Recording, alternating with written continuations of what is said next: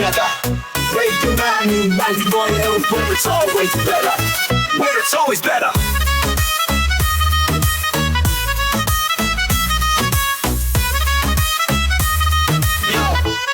Yo, सुबह का सूरज या शाम का रंग, we bring you joy हर जुबान का धन। Community की बात हम हैं आपके साथ, let's spread the love, चलो मिल के साथ। Tune in, turn up, दिल से बात करो, Radio Manu 92 FM के साथ चलो। Every voice counts, हर लम्हा यहाँ, चलो बात करके देखते हैं, let's all shine on। Yo, yo, let's all go। सेहत की बात और dreams to share, Radio Manu 92 FM, we're always there. From unity to joy, we bring the light. Every word, every tune makes everything right. Listen up, it's time to unite. Radio Manu 92 FM, shining bright. Dill se suno, we love and care. चलो बात करके देखते हैं, let's take it there. So come along for the ride. Radio Manu 92 FM, we're by your side. चलो बात करके देखते हैं, your voice, your guide.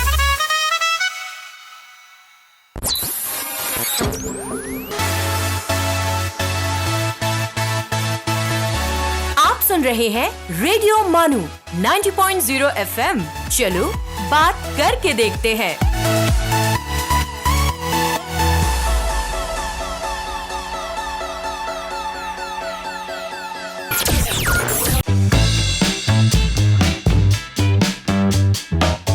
This is Radio Manu 90.0 FM, presenting theatre की दुनिया। आदाब दोस्तों, मैं मोहम्मद मुजाहिद अली थिएटर की दुनिया में आपका इस्तकबाल करता हूँ। थिएटर की दुनिया में हम थिएटर से वाबस्ता मुख्तलिफ शख्सियात को आपके रूबरू पेश करेंगे।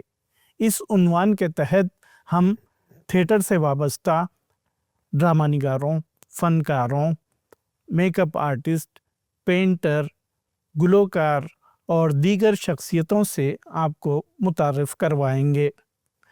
आज हम आपकी मुलाकात करवा रहे हैं प्रोफेसर डॉक्टर करण सिंह उटवाल से, जो मौलाना आज़ाद नेशनल उर्दू यूनिवर्सिटी के शोबे हिंदी में अपनी खिदमत अंजाम दे रहे हैं।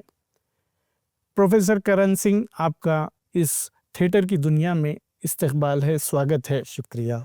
सबसे पहले ये बताइए कि आपका थिएटर का सफ़र कब और कैसे शुरू हुआ? ज़रूर। दरअसल थिएटर से तो मैं इत्तेफाकन जुड़ गया, वरना मैं तो गायक हूँ। क्योंकि मैंने वोकल ओकल सीखा था महाराष्ट्र मंडल में, और ये बात है 1990 की करीब। तब एक स्टार अकादमी गोलकुंडा में हुआ करती थी। महबूब खान उसके सरपरस्त थे। तो उन्होंने मुझसे कहा कि आप थिएटर में काम करेंगे क्या। हालांकि मैं उनसे कोई वाबस्ता नहीं था इससे पहले भी, वो मेरे बड़े भैया के दोस्त थे। तो मैंने कहा ठीक है, कर देखते हैं। तो उन्होंने चिंगारी एक नाटक लिखा था, वो इंदिरा प्रियदर्शनी हॉल जो नामपल्ली पे है, वहाँ उन्होंने उसको पेश किया और उसमें मुझे एक किरदार दिया और वो मैंने किया। फिर उसके बाद क्या किरदार था आपका उसमें? उसमें एक सोशल वर्कर का किरदार था, पत्रकार जो रहता है, वो किरदार था मेरा, और उनको पसंद भी आया। अब ये 90 या 93 की बात है। उसके बाद क्या हुआ, मैं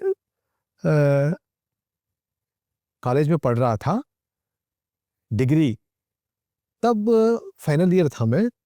1995 की बात है, 1995 की।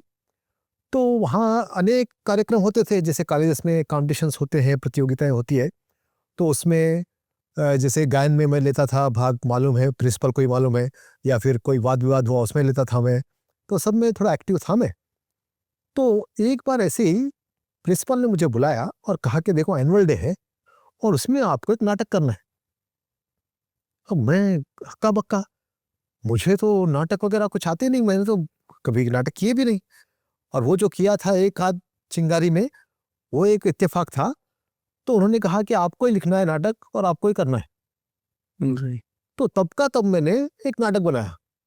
मैंने ये किया कि मुझे शेर व शायरी लिखने का शौक बड़े ज़माने से ही था, बचपन से ही कह लीजिए। 11 वर्ष की उम्र में मैंने गज़ल लिखी थी। तो मैंने क्या किया, कुछ शेर थे मेरे पास, उनको मैंने नाटक के रूप में ढाल लिया और उसका नाम रखा मैंने दिल जलों का मुशायरा। अच्छा। और उसको मंच पर प्रस्तुत किया। उसका डायरेक्टर भी मैं था, उसका एक्टर भी मैं था, उसका राइटर भी मैं था, सब कुछ मैं था। और कुछ दोस्तों को लिया मैंने, सीनियर्स को लिया, जूनियर्स को लिया, मेरे क्लासमेट्स को लिया और उसको पेश किया। उसमें काफ़ी किरदार थे, 10 करीब। तो सबने किरदार किया और बड़ा अच्छा भी लगा लोगों को। हालांकि मेरा ये राइटर के रूप में कह लीजिए या निर्देशक के रूप में कह लीजिए पहली बार था ये। तो मुझे भी अच्छा लगा, चलो भाई अच्छी बात है, अगर कोई मेरा काम पसंद कर रहे तो मैं काम करने के लिए रेडी हूँ। तो वहाँ ये नाटक हुआ। कहाँ पे हुआ ये? ये हुआ केशव मॉडल बिल्डिंग में, इवनिंग कॉलेज थी, नरेंद्र ओरिएंटल कॉलेज, उसी में मैं पढ़ता था बीए। तो वहीं ये 1995 की बात है। नहीं। उसके बाद बीए हो गया, फाइनल ईयर था वो। फिर मैं हैदराबाद यूनिवर्सिटी में चला गया। अब हैदराबाद यूनिवर्सिटी में जब मैं गया तो वहाँ भी ऐसी जो भी प्रोग्राम होता गाने वगैरह का, मैं एक्टिव रहता वहाँ। तो एक बार हमारे एक प्रोफेसर थे, उन्होंने बुलाकर कहा कि भाई आप बड़ा अच्छा गाते हो। तो मैंने कहा सर मैंने तो डिपार्टमेंट में कभी गाया ही नहीं, आपको कैसे मालूम? 15 अगस्त को मैं गाया था आपने, मैंने देखा वहाँ यूनिवर्सिटी का झंडा जब चढ़ा रहे थे तो आपको गायन सुना मैंने, तो मुझे अच्छा लगा, चलो अच्छी बात है। अब ऐसे ही जो भी वहाँ भी को करिकुलर एक्टिविटीज़ होती तो मैं उसमें भाग लेता था। तो मेरे जो सुपरवाइजर बनने वाले थे, मतलब प्रोफेसर वाई वेंकट रमन राव, उन्होंने एक बार मुझे बुलाया और कहा कि अपने डिपार्टमेंट का, विभाग का प्रतिनिधित्व करना है और आपको AIR में जाकर नाटक करना है। मैंने कहा सर मैं नाटक, हाँ आप कर सकते हो। हालांकि मुझे, उनको ये शायद मालूम भी नहीं था कि मैंने नाटक किया वहाँ। तो फिर मैंने वही निकाला, दिल जलों का मुशायरा, और उसको लिया। फिर वहाँ भी जूनियर्स से मदद ली, सीनियर से मदद ली, क्लासमेट से ली और उसको रेडियो में पेश कर दिया। दिल जलों का मुशायरा पहले तो मंच पे पेश किया उसको मैंने। क्या था इसका थीम? इसका ये है, मान लीजिए ऐसी कहानी जो है कि एक शख्स होता है घर में, शायर होता है, बड़ा शौक होता है उसके शायरी का। तो एक मुशायरे में उसको जाना होता है। तो वो घर में मुशायरे की प्रैक्टिस करता रहता है शेर बोलकर। तो उनकी पत्नी बार बार आकर करती है डिस्टर्ब, जैसे सबके घरों में होता है। तो वो बार बार डिस्टर्ब करती है, वो प्रैक्टिस करता रहता है और उसको बड़ा शौक होता है। वो बार बार कहता है कि भाई मुझे डिस्टर्ब मत करो मुझे, और वो अपने शेर बोलता रहता है। जैसे अगर उसमें से कुछ शेर भी अगर मैं यहाँ बोल सकता हूँ ना। उसमें एक शेर था, अब दिल जलों का है तो दिल जले रहेंगे उसमें सारे के अंदर। साहिल पर रहकर तो सब तूफान में साथ निभाने की बात करते हैं। साहिल पर रहकर तो सब तूफान में साथ निभाने की बात करते हैं, पर जब मैं डूबने लगता हूं सब मुझसे किनारा करने लगते हैं। तो ऐसे बहुत से शेर थे उसमें। एक शेर था कि मेरे दिल को तोड़कर उस पर चलने वाले, दिल तोड़ना बस नहीं हुआ, उस पर चले भी फिर। मेरे दिल को तोड़कर उस पर चलने वाले, लहू लुहान तो होगा ही, लहू लुहान तो होगा ही, हृदय के शीशे को तोड़ने वाले। अच्छा। तो ऐसे वो प्रैक्टिस करता रहता है, रिहर्स करता रहता है। तो उसकी पत्नी आती रहती है, बच्चे आते रहते हैं और आखिर में बाद में एक फोन आता है कि आपका मुशायरा कैंसिल हो गया। तो ये दिल जलों का मुशायरा। तो जैसे मैंने कहा कि ये रेडियो में फिर हमने दिया, और रेडियो में आप तो जुड़े हुए दूरदर्शन से भी, रेडियो का भी सब जानते होंगे आप। तो वहाँ 3 महीने के बाद फिर अगर करना हो प्रोग्राम तो 3 महीने के बाद बुलाते हैं वो। 3 महीने के बाद फिर लेटर आया कि भाई आपके बच्चों का प्रोग्राम अच्छा था और आप फिर भेजाइए उनको। फिर हमारे सुपरवाइजर जो बनने वाले थे उन्होंने बुलाया मुझे, वेंकट रमन सर ने, कि भाई और एक नाटक करना है। मैंने कहा सर और एक नाटक कहाँ से लाऊं मैं? भाई ये आप जाने, और बच्चे हैं आपके साथ, और ये इस डेट को करना है। 10-20 दिन का टाइम था, समय था। तो तब मैंने फिर नाटक लिखा। अच्छा। और उस नाटक का नाम था प्रेम से जीवन है। प्रेम से जीवन। प्रेम से ये जीवन, आपका दूसरा लिखा हुआ। दूसरा मेरा लिखा हुआ नाटक है ये, प्रेम से जीवन है। इसमें ये था कि जो माँ बाप होते हैं अपने बच्चों को कैसे कंपेयर करते हैं कि वो देखो इतना अच्छा पढ़ रहा है, आप नहीं पढ़ते हैं। हालांकि कभी कभी क्या होता है, जो अच्छा पढ़ता है उसको बोलने वाले नहीं होते, उसको प्रोत्साहित नहीं करते, कोई उसकी तारीफ नहीं करते हैं, तो वो पीछे हो जाता है। तो मैंने बताया उसमें कि एक माँ बाप का बच्चा क्लास में फर्स्ट आता है तो उसकी बहुत तारीफ होती है, उसके माता पिता तारीफ करते हैं जी। और आजू बाजू वालों को बुलाकर पार्टी देते हैं। और दूसरे घर में एक बच्चा होता है, वो यूनिवर्सिटी में फर्स्ट आता है, उसके माँ बाप उसकी केयर भी नहीं करते, उसकी परवाह नहीं करते। अच्छा। तो कैसे मानसिक स्थिति होती है बच्चों की, वो मैंने बताया था उसमें कि जो विश्वविद्यालय में प्रथम आया उसका कोई जिक्र नहीं, और जो कक्षा में प्रथम आ गया उसकी तारीफ हो रही।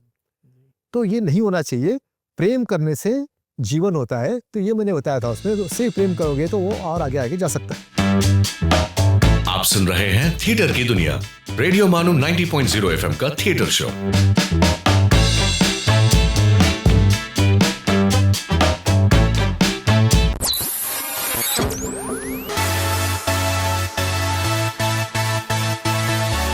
Keep listening to Radio Manu 90.0 FM. चलो बात करके देखते हैं।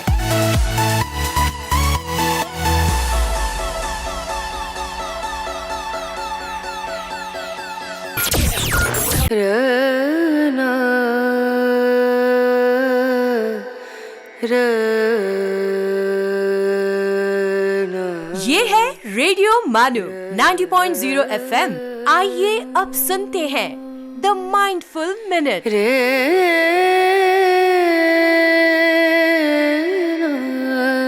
कहते हैं कि अच्छी शुरुआत आधा काम कर देती है, तो इसी के साथ हम आज की शुरुआत करते हैं। श्री अरविंद ने कहा है, सारा जगत स्वतंत्रता के लिए लालायित रहता है। सारा जगत स्वतंत्रता के लिए लालायित रहता है, फिर भी प्रत्येक जीव अपने बंधनों को प्यार करता है। यही हमारी प्रकृति की पहली दुरूह ग्रंथि और विरोधाभास है।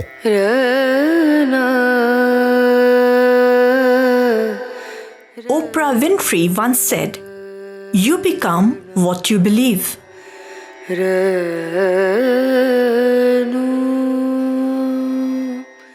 अपना काम खुद करने वाला उस शख्स की निस्बत बहुत ज़्यादा कामयाब रहता है जो किसी दूसरे के भरोसे पर छोड़ दे। बैलन। This is Radio Manu 90.0 FM. You were listening to the Mindful Minute.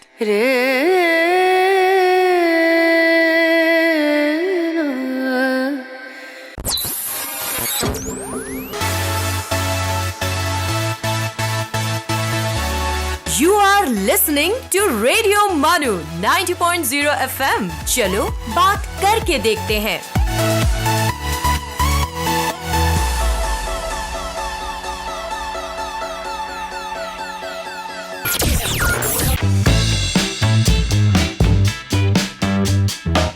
आप सुन रहे हैं थिएटर की दुनिया, रेडियो मानू 90.0 एफएम का थिएटर शो। कि इसमें कितने किरदार थे? इसमें भी करीब जैसे माता पिता थे, उनके बच्चे थे, फिर उनके दोस्त थे, करीब 8-10 किरदार थे इसमें भी। तो ये सीधे रेडियो पे पेश? हाँ, ये सीधे रेडियो पे, ये मंच पर नहीं आया, तो ये सीधे रेडियो पर। तो वो करके आ गए हम। फिर वहाँ से फ़ोन आते होंगे हमारे सर को, मुझे तो नहीं मालूम। हमारे सर ने बुलाकर फिर तारीफ की हमारी कि भाई अच्छा नाटक था और वहाँ बता रहे थे आपके बारे में। फिर 3 महीने बाद फिर लेटर आया, तो ऐसे लेटर आया, फिर बुलाया मुझे। अब मुझे लगा कि मैं राइटर बन गया क्या। मैं हालांकि लिखता तो हूँ, मैं गीत लिखता था, गज़ल लिखता था, नाटक नहीं लिखता था। अगर नाटक पहला लिखा मैंने तो वो भी कैसा नाटक था कि एक पड़ोसी बच्चे रहते थे घर के पास, तो एक लड़की है मेरे पास, शाहिना नाम था उसका, अच्छा याद है मुझे, छोटी सी लड़की थी। उसने कहा भैया एक नाटक लिखो, हमारे स्कूल में नाटक का कंपटीशन है। तो मैंने वहाँ एक नाटक लिख कर दिया उसको, वो पहला नाटक था मेरा। अच्छा। वो बच्चों पर ही कुछ लिखा था नाटक, उसका नाम भी याद नहीं मुझे, मेरे पास नाटक भी नहीं है वो। कौन से ईयर की बात होगी? ये करीब मैं 90 से पहले की बात है, 80s की बात है जी। तब मैं भी मतलब एसएससी में कुछ था, तभी ये नाटक लिखा था मैंने। तो उसके बाद फिर दिल जला मुशारा, और उसके बाद फिर प्रेम से जीवन है। फिर तीसरी बार आया तो फिर मैंने बच्चों को इकट्ठा किया, हमारे सीनियर, हमारे जूनियर, हमारे एफएसटी के बच्चे। तो उस नाटक का नाम रखा मैंने शायरा। और इस शायरा नाटक में एक मेरी एफएसटी की बैचमेट कह लीजिए, वो थी करुणा श्री। उसने भी इसमें काफ़ी कुछ जोड़ा है। जो गज़लें हैं इसमें वो उन्हीं की लिखी हुई है, वो भी गज़ल लिखते थे। अच्छा। तो एक तरह से हम दोनों ने मिलकर ये नाटक लिखा था शायरा। तो मैंने उन्हीं को शायरा बना दिया था एक तरह से, क्योंकि उनकी गज़ल थी उसमें। तो वो सच में शायरा थी और मैंने नाटक भी लिख दिया शायरा। अच्छा। उसमें क्या था कि क्लासमेट्स होते हैं, लड़का लड़की, और वो एक दूसरे को चाहते हैं, लेकिन अब एक दूसरे को पता चले ज़रूरी थोड़ी है। ऐसा देखा होगा आपने, फिल्मों में भी होता है या नाटकों में भी होता है, कहीं भी होता है कि एक दूसरे को पता ही नहीं होता। और फिर क्या होता है कि वो अचानक एग्ज़ाम जब आ रहे हैं, मान लीजिए 1 हफ्ते के बाद एग्ज़ाम है, तो गायब आता है वो लड़का। गायब होकर वो फिर बाद में कई दिनों के बाद मिलता है। मिलता कैसा है वो भी, ये रेडियो में प्रोग्राम देती है शायरा। रेडियो में गज़ल वगैरह या सुगम संगीत में वगैरह बोलती रहती है। तो ये उसका फ़ैन हो जाता है और ये उसको पत्र लिखता है और अपना नाम बदल लेता है चाहकर, वांटेडली, ताकि पता ना चले मैं कौन हूँ। तो उसकी बहुत बड़ी तारीफ़ करता है और उस पत्रों से अंदाज़ा होता है कि वो उससे प्रेम करता है। तो वो भी उसको पत्र लिखती है। अब ये पहले था ज़माना कि पत्र लिखते थे, आजकल तो ज़माना है नहीं। तो वो भी उसको पत्र लिखती थी, उसको अच्छा लगता था। और फिर उसने एक बार लिखा कि मैं आपसे मिलना चाहता हूँ। तो वो जो पत्र लिखता था वो अपनी सहेली को भी सुनाती थी, और वो सहेली उसको बोलती थी कि ये तो तेरा पागल है, तेरा दीवाना है ये। उसमें मैंने एक शेर भी लिखा था शायद, ये मेरी आरज़ू कहे, तमन्ना कहे या पागलपन कहे। ये मेरी आरज़ू कहे, तमन्ना कहे या पागलपन कहे, ये मुझे अच्छा लगता है, ये मुझे अच्छा लगता है, लोग मुझे तेरा दीवाना कहे। तो ये बोल बोल कर वो सुनाती है उसको कि देखो ये तो तेरा दीवाना है। तो दोनों के भी मैंने ये सारे के सारे संवाद लिखे थे। तो बाद में वो नाटक से हटकर वो पूछ रहे थे एक बार, तुम्हें मालूम है लड़की ऐसे सोचती है? तो मैंने कहा मुझे जो लगा मैंने लिख दिया। तो फिर वो एक दिन आता है घर पर, तो ये उमेश बोलकर नाम रहता है उसका। वो उमेश से पहले वो मतलब जो उसका क्लासमेट था वो मतलब आता है, उसको नहीं मालूम ये उमेश है। तो बैठकर बातें करते रहते हो, और बातें करते करते वो लड़की जो है उस पर देखते रहती है घड़ी को, घड़ी घड़ी। तो वो कहता है कि एक बात कहूँ? तो कहती कहो। पहले तो मुझे तुमसे शिकायतें कहती है क्योंकि तुम अचानक गायब हो गए और इतने दिनों के बाद आए हो। तो अपनी मजबूरी बताता है कि ऐसी ऐसी मजबूरी थी इसलिए मुझे जाना पड़ा। तो फिर वो कहता है कि तुम्हें जो पत्र आते हैं, हाँ हाँ पत्र आते हैं, तुम्हें कैसे मालूम? वो कोई और नहीं, मैं ही लिखता हूँ, तुम झूठ बोल रहे हो, तुम्हारा नाम तो ये है और उसमें उमेश है, ऐसे कैसे हो सकता है? तो कहता है हाँ मैंने ही अपना नाम बदल कर तुम्हें पत्र लिखा था, तुम्हें मालूम नहीं। तो वो कहती नहीं नहीं ऐसा नहीं हो सकता है। तो वो तो आएगा अभी, उसने मुझे बताया मैं तुमसे मिलाऊंगी उसको। तो कहता है कि इसीलिए तुम घड़ी घड़ी घड़ी देख रही थी। ये जो नाटक लिखे थे मैंने तीनों के तीनों, इसकी भूमिका भास्कर शिवालकर साहब ने लिखी थी, जाने माने शख्सियत है जी थिएटर की दुनिया में। तो उन्होंने कहा था करण ये तुम्हारे 3 नाटकों में शायरा मुझे बड़ा अच्छा लगा, जो तुमने टर्निंग पॉइंट दिए ना तो बड़ा अच्छा है, मुझे नहीं मालूम था आप नाटक लिखते भी है। तो ये क्योंकि जो किताब छपी थी बाद में छपी थी, जब गांधी अम्बेडकर आ गया तब छपी थी किताब, पहले नाटक चल रहे थे। तो उसमें एक डायलॉग मुझे बड़ा अच्छा लगता है शायरा में जो लिखा था मैंने। वो कहती है कि अगर मैं ना कर दूं तो, आपका प्रस्ताव स्वीकार ना करूं मैं तो क्या करोगे? तो कहता है कि सोचता हूं जिंदगी को हमसफर नहीं बना सका तो मौत को मंजिल बना लूंगा। तो इस तरह से ये 3 नाटक मैंने लिखे। इसके अलावा फिर यूनिवर्सिटी से जब हट गया तभी भी एक कित्तूर की चन्नम्मा वो नाटक करने के लिए मुझे बुलाया था वहाँ। और उसके अलावा मैं जब कॉलेज में पढ़ा रहा था हिंदू कॉलेज में, तो वहाँ बच्चे आते थे मेरे पास, सर हमको एक नाटक करना है, नाटक लिखो। तो आज के प्रेमी एक नाटक भी लिखा था मैंने, ये छपाया भी नहीं मैंने अब तक, अभी तक ऐसे ही हो नाटक। जी। और आज़ादी पर एक नाटक लिखा था मैंने, 3-4 नाटक लिखे थे मैंने, वो है अभी मेरे पास, लेकिन आज तक मैंने उसको प्रिंटिंग नहीं किया। जी। स्टेज हुए? हाँ स्टेज हुए, जो बच्चों ने स्टेज किए वहाँ। उसके अलावा मौत के व्यापारी एक नाटक, वो भी अभी तक प्रेस में नहीं गया। जी। ये नाटक तो हर जगह करवाया मैंने, यहाँ भी करवाया था, मानू में भी करवाया है। मौत के व्यापारी ये हैदराबाद यूनिवर्सिटी में कॉम्पिटिशन में भी हिस्सा लिया था हमने, उसमें भी प्राइज आया था इसको। तिरुपति में करवाया मैंने इसको, मैंने हिंदू कॉलेज में करवाया इसको, मैंने सेंट फ्रांसिस कॉलेज में करवाया इसको। तो मौत के व्यापारी इसमें पूरा व्यंग है। इसकी भी अगर थोड़ी सी झलक बताऊं मैं, जी। ये मैंने लिखा था कि आज से 100 साल के बाद क्या होगा। जी। कब लिखा था आपने ये मैंने लिखा था करीब 97 की बात है। जी। तो अब के बाद क्या होगा 100 साल के बाद, तो मैंने ये लिखा था उसमें कि 100 साल के बाद सब कुछ डुप्लीकेट हो जाएगा, जहर भी डुप्लीकेट हो जाएगा, अभी भी है, अभी से जल्दी जल्दी हो गया शायद, और लोग मरना चाहेंगे मर नहीं पाएंगे। ये व्यंग यहाँ भी जब अलीम साहब आए थे अलीगढ़ मुस्लिम यूनिवर्सिटी के, उन्होंने कहा था भाई क्या नाटक लिखा है तुमने, ऐसा चीरता हुआ जा रहा है। तो उसमें मैंने भविष्य बताया था कि आज से 100 साल के बाद ये होगा कि हम मरना चाहेंगे और मर नहीं पाएंगे। क्यों? क्योंकि जहर भी डुप्लीकेट है।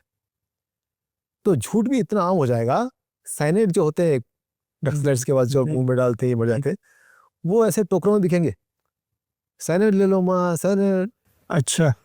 तो ऐसे ही एक दृश्य है उसमें, एक महिला बुलाती है, ए अम्मा इधर आओ, मैंने सुना है तुम्हारी साइनेट डुप्लीकेट है, नहीं मरते उससे। तो बोलते क्या बात कर रहे हैं अम्मा, अभी 3 बार मर के बताई मैं। तो झूठ इतना आम हो जाएगा कि सबको मालूम है ये। और फिर एक आदमी दृश्य उसमें मेडिकल हॉल पे जाता है और वो कहता है कि देखो भाई मैं आपके मेडिकल से एक बोतल ले गया था जहर की, और तुमने कहा था कि आधी बोतल पीते ही मर जाएंगे, मैंने पूरी की पूरी फिर भी जिंदा हूँ। तो कहता है देखो साहब मैंने कल ही कहा था आपसे कि आप महंगा वाला लीजिए, आपने सस्ता वाला जहर लिया तो ऐसे होगा, आपका बस तो मुफ्त में हो जाए आप। तो ऐसे ही। और उसके बाद एक दृश्य था, बड़े व्यंग मतलब पैरोडी किया था मैंने ये। एक लक्स का ऐड आता है, जी। मेरी सुंदरता का राज लक्स, ये राज अब राज का। तो मैंने उसको पैरोडी किया था उसमें। जी। टीवी में एक ऐड आता है कि किलर सोप ये इसका नियमित इस्तेमाल करने से आप 8 दिन में ऊपर चले जाएंगे। इससे मेरे 8 प्रेमी ऊपर चले गए हैं, ये राज अब राज का। तो सारी की सारी ऐसे पैरोडी बनाई थी मैंने उसमें। और उसमें ये भी बताया था मैंने, न्यूज़ आ रही है टीवी में, वो आदमी देख रहा है, तो वहाँ न्यूज़ में कह रहे हैं कि आज सैयद इब्राहिम को 100 कत्ल पूरे करने के उसमें हत्या भूषण से विभूषित किया गया। तो ऐसी सारा का सारा पैरोडी बनाया था मैंने, ताकि आगे आगे हो जाएगा ऐसा। मैंने कहा था कि 100 साल के बाद, मुझे लग रहा है अभी अभी चल रहा है, ये शुरू हो गया कार्रवाई। तो ये था मौत के व्यापारी, और ये भी मैंने प्रिंट नहीं करवाया अब, क्योंकि लोगों को जितनी ज़्यादा प्रिंट कर ले ऐसा रहता है, मुझे रहता है कि भाई अपने काम किया है बस किया है, तो बाद में करते रहेंगे। तो ये थोड़ी बहुत नाटक की मेरी शुरुआत थी। दरअसल मैंने जैसे कहा कि मैं नाटककार या कलाकार एक्टर मैं कभी नहीं बनना चाहता था, और ना अभी बनना चाहता हूँ। मेरी जैसे मैंने कहा मेरा पैशन मेरा जुनून तो गायक है, गायक ही हूँ मैं। और ये इत्तेफाक से मैं इधर आ गया, और बाद में मैंने देखा कि हैदराबाद में बहुत से लोग नाटक करते। ये होता क्या है कि एक हिंदी साहित्य के इतिहास की किताब है, उसमें अक्सर बड़े बड़े सेमिनार्स में बात होती है कि भाई हमारा नाम नहीं है उसमें, खाली नॉर्थ इंडिया के लोगों का नाम है, अक्सर शिकायत होती है। फिर उसके बाद और एक किताब देखी मैंने, भारतीय रंगकोश। तो उसमें भी मैंने देखा कि हैदराबाद का नाम ना के बराबर है, एक आध कहीं बार आ गया तो अलग बात है, वरना ना के बराबर है उसमें। तो मुझे लगा कि हैदराबाद में तो बहुत से कलाकार मैं रूबरू हुआ हूँ, क्योंकि मैं खुद नाटक से जुड़ा हूँ। मैं जानता हूँ कि नाटक करने वाले बहुत हैं यहाँ। ये कहते हैं कि नाटक करने वालों की जिंदगी क्षणिक होती है, एक मोमेंट के लिए। जैसे ही नाटक हुआ उसको कोई पूछता भी नहीं, वो बेचारा। अक्सर मैंने देखा है, यहाँ नाटक कर रहे थे हम प्रदीप कुमार के साथ, तो नाटक के बाद सारे चले गए और ना उनके लिए कोई गाड़ी आ रही है ना कुछ, खड़े हुए सड़क पर। तो वही मोमेंट रहता है, बस जहाँ था वाह वाह होती है, तारीफ होती है, उसके बाद खत्म। Stage theatre. हाँ, तो मैंने सोचा कि भाई इनका दस्तावेज होना चाहिए कुछ ना कुछ। जैसे मैंने कहा कि भारतीय रंगकोश में भी इनका नाम नहीं है। तो उसकी राइटर थी प्रतिभा अग्रवाल, कलकत्ता में रहती है, वो बनारस की है, काफ़ी विदुषी महिला है। तो उन्होंने वो किताब लिखी थी भारतीय रंगकोश। तो मैंने उनको फ़ोन किया, मैडम को करके मैंने कहा कि मैडम आपने एक किताब लिखी, मैंने पढ़ी, मुझे बहुत अच्छा लगा। आपने पूरे जितने भारत के लोग हैं नाटक से जुड़े हुए उनका आपने जिक्र किया है, और हैदराबाद का नाम उसमें नहीं है। ये मुझे देखकर अच्छा लगा, क्योंकि आपने मेरे लिए काम छोड़ दिया। जी। तो उनको बड़ा ताज्जुब हुआ कि भाई ऐसा भी हो सकता है क्या, ऐसा भी कोई बोल सकते हैं।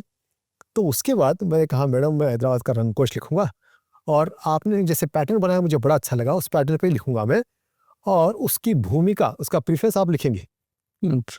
तो मैंने भेजा उनको, तो उसमें प्रीफेस में लिखा उन्होंने कि मैंने किताब जो लिखी है वो लिखकर 5-6 साल हो गए हैं, अभी तक किसी ने ऐसा नहीं कहा कि इस इलाके का नाम नहीं है, इस प्रांत का नाम नहीं है और इसका हम काम करेंगे।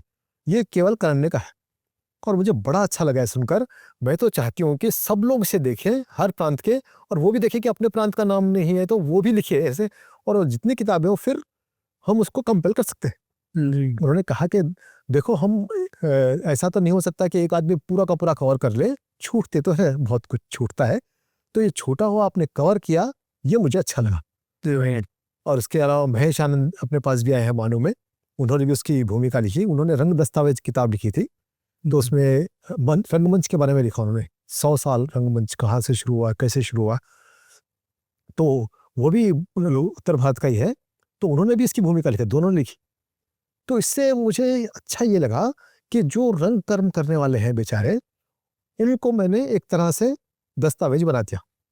अब कभी भी कोई देखेंगे तो हाँ भाई ये कलाकार यहाँ थे। You are listening to theatre की दुनिया, रेडियो मानो 90.0 FM show on theatre.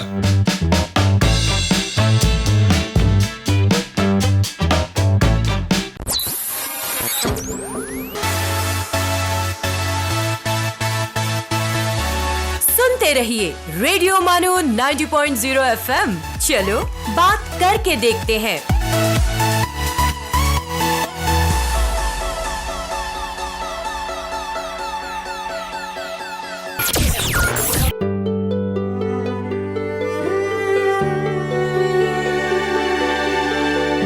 Let's listen to अर्ज किया है।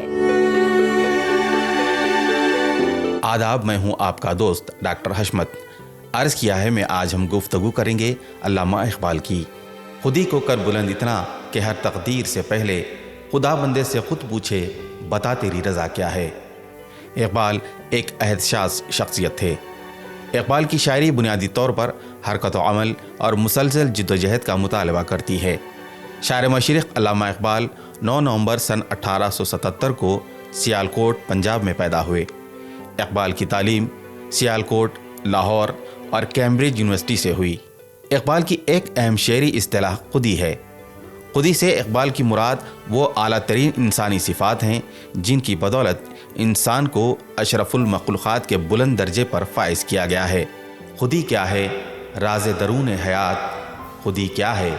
बेदारी ये कायनात। इकबाल ने बहुत कम उम्री में ही शायरी शुरू कर दी थी। 1890 के एक मुशायरे में एक नज़्म मोती समझ के शान करीमी ने चुन लिए, खतरे जो थे मेरे अर्क़ फ़िआल के, पढ़कर सिर्फ 17 साल की उम्र में उस वक्त के बड़े बड़े शायरों को चौंका दिया। 20वीं सदी की शुरुआत में उनकी कौमी व मिली नज़मों का वो सिलसिला शुरू हुआ जो उनकी शोहरत का बास बना। उनमें नाला यतीम, हिमाला, शिकवा, जवाब शिकवा, शमा व शायर, खिज़र राह और तुलु इस्लाम वगैरह शामिल हैं। उनकी दीगर मशहूर नज़मों में नया शिवाला, तराना हिंदी और मस्जिद कर्तबा शामिल हैं। सन 1910 में फ़ारसी मसनवी असरार खुदी शाये हुई और फिर 3 साल बाद रमूज़ बेखुदी मंजर आम पर आई। उसके बाद इकबाल की शायरी के मजमूए यके बाद दीगरे शाये होते रहे। आखिरी मजमुआ अरमुगान हिजाज उनके इंतकाल के बाद शाये हुआ। नहीं है नाउम्मीद इकबाल अपनी कश्ते वीरां से, ज़रा नम हो तो ये मिट्टी बहुत ज़रख़ेज़ है साखी। कौम मिलत का यह दर्द रखने वाला शायर 21 अप्रैल 1938 को इस दुनिया को अलविदा कह गया। आप सुन रहे थे अर्ज़ किया है अपने दोस्त डॉक्टर हशमत के साथ। कल आपसे फिर मुलाकात होगी। आदाब।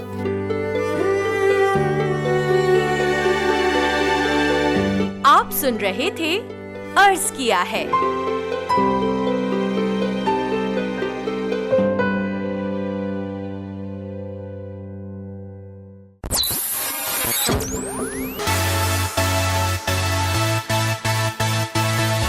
आप सुन रहे हैं रेडियो मानू 90.0 एफएम। चलो बात करके देखते हैं।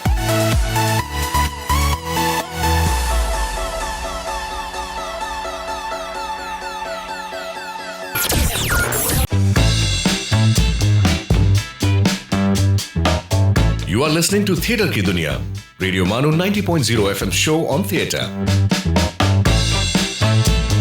ये और हैदराबाद का रंगकोश आप कब मुकम्मल? हाँ, तो ये मुकम्मल क्या होना है 2012 में। हालांकि यहाँ आने के बाद मानू में आने के बाद हुआ ये कि प्रोजेक्ट करना था, तो मैंने प्रोजेक्ट किया स्वतंत्र उत्तर हैदराबाद का रंगमंच, ये मैंने टाइटल दिया था उसको। बाद में किताब में मैंने हैदराबाद का रंगकोश कर दिया। तो मैं तो ये स्वतंत्र उत्तर की बात कर रहा था आफ्टर इंडिपेंडेंस, आज़ादी के बाद। लेकिन उस किताब में मैंने शुरू से कर दिया 100 साल से। अच्छा। क्योंकि मुझे लगा कि उससे पहले नाटक ज़्यादा नहीं है तो उसको भी कवर कर लेते। यहाँ 1800 में नाटक हुए। 1800 में कृष्णा थिएटर में भी महाराष्ट्र से आकर, दिल्ली से आकर नाटक करने वाले थे लोग। और फिर कई बाहर की कंपनियां आई और फिर यहाँ मंजू खमर एक बड़ी शख्सियत थी, वो नाटक करते थे। मखदूम मोहिउद्दीन नाटक करते थे। सबको कवर किया मैंने। नहीं। और फिर उनके बाद खादर अली बेग, जो उनके बेटे भी आजकल इवेंट मैनेजर की तरह काम कर रहे हैं। तो ये सारे के सारे नाटककारों को मैंने सहेजा है। जैसे मैंने कहा कि मैं नाटक से उतना जुड़ा हूँ, मैं कलाकार ना हूँ अलग बात है, लेकिन मैं चाहता था कि नाटक से जुड़े हुए जो लोग हैं उनके लिए मैं कुछ करूँ। और ये हैदराबाद का रंगकोश बनाकर मैं बड़ा संतुष्ट हुआ। मुझे लगा कि ये अब लोगों को पता चलेगा। तो ये हैदराबाद का रंगकोश जब बनाया मैंने, तो अपने जो कुलपति वीसी थे मोहम्मद मियां साहब, उन्होंने रिलीज की थी किताब यही अपने CPDMT में। जी। तो तब भास्कर शिवालकर साहब भी आए थे। तो हबीब तनवीर जो थे वह उन्हें आकर हैदराबाद में एक बार कहा था कि हैदराबाद में रंगमंच नहीं है। तो उनको बड़ा गुस्सा आया था भास्कर शिवालकर साहब को, विनय वर्मा को। तो उन्होंने वहाँ कहा था ये एक बुक रिलीज फंक्शन में, भास्कर शिवालकर साहब ने, कि देखो बड़े बड़े लोग आते हैं और कहते हैं कि यहाँ हैदराबाद में रंगमंच नहीं है, अगर अब कोई बोलेगा हैदराबाद में रंगमंच नहीं है तो एक किताब दिखाऊंगा मैं। तो वो सुनकर मुझे बड़ा अच्छा लगा कि देखो मेरा काम जो है लोगों को रिकॉग्निशन हो रहा है। और ऐसे ही फिर मैं कुछ और आर्टिकल लिख रहा था, तो किसी से फ़ोन किया मैंने कि भाई एक फला कलाकार थे, उनके बारे में मुझे कुछ जानकारी चाहिए थी। हालांकि किताब आ गई थी मेरी, जी। हाँ, तो अब ये दूसरे थे, बहुत से कुछ छूट गए होंगे इसमें से। तो उन्होंने क्या कहा पता है, भाई मुझे तो उनके बारे में नहीं मालूम, आप एक काम करो, एक किताब है हैदराबाद का रंगकोश, वो देखो आप। तो मुझे सुनकर इतनी खुशी हुई कि मेरी किताब मुझे रेफर कर रहे लोग। तो मतलब लोग देख रहे हैं और दस्तावेज बनी है ये। और ये फिर और एक अच्छी बात ये हुई इसके साथ, प्रतिभा अग्रवाल जी ने फिर दूसरा एडिशन निकाला उसका, भारतीय रंगकोश का, और मुझे फ़ोन किया और कहा कि देखो करण, तुम्हारी पूरी किताब को मैं इसमें रख रही हूँ। अच्छा। मतलब मुख्य धारा जो मेन स्ट्रीम है उसमें हमारे हैदराबाद के लोग भी जुड़ गए। तो ये मैंने किया, ये मुझे बड़ा अच्छा लगा।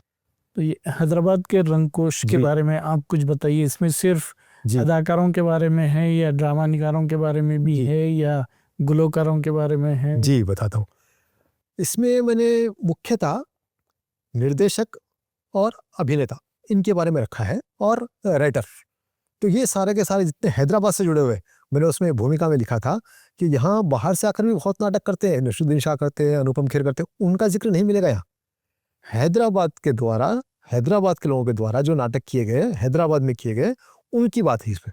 अच्छा। तो उसमें मैंने जो, जैसे मैंने कहा मंजू खम्मर का नाम है उसमें, मखदूम मोहिउद्दीन साहब है, खदर अली बेग है, अपने खानापुरकर है, भास्कर शिवालकर साहब है, विनय वर्मा है, गोविंद राज भरद्वाज है, और राम मनोला गुंडी है। इन सबको मैंने उनके परिचय भी दिए हैं और उनका काम भी क्या है।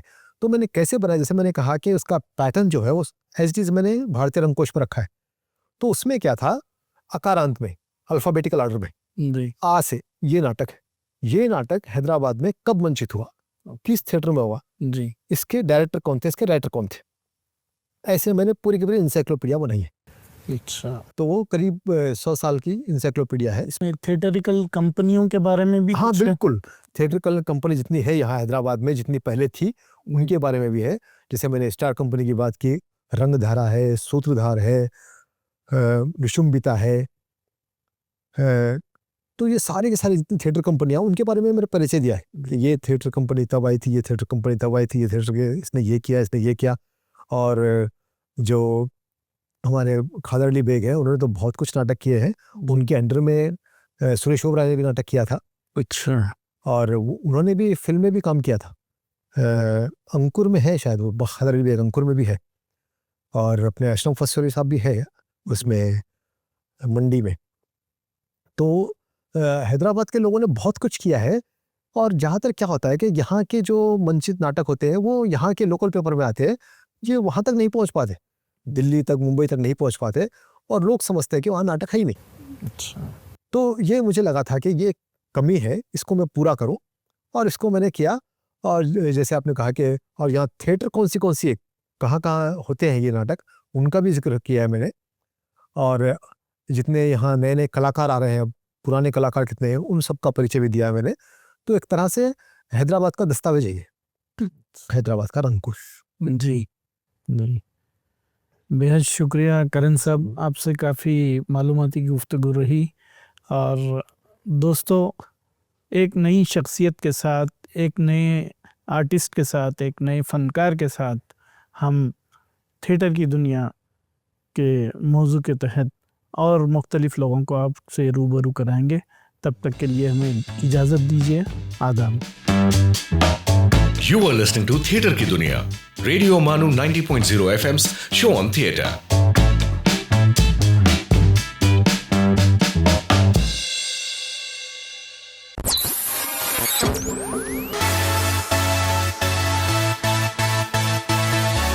ये है रेडियो मानू 90.0 FM।